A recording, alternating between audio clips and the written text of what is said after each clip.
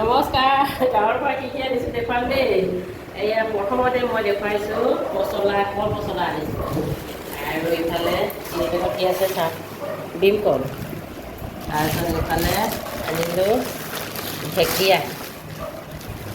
এয়া ঢেকীয়া মোক খুৰা এজনে ছিঙি দিলে দেই তাৰপিছত ইয়াত আছে মাছ কি আনিছোঁ দেখুৱাইছোঁ ইমান গৰমত আহিছোঁ গাঁৱৰ পৰা ঘৰৰ পৰা আৰু কি আনিছোঁ আকৌ ভিডিঅ' কৰিছোঁ ইয়াত আহিবা এয়া ফ্ৰাই কৰা মাছ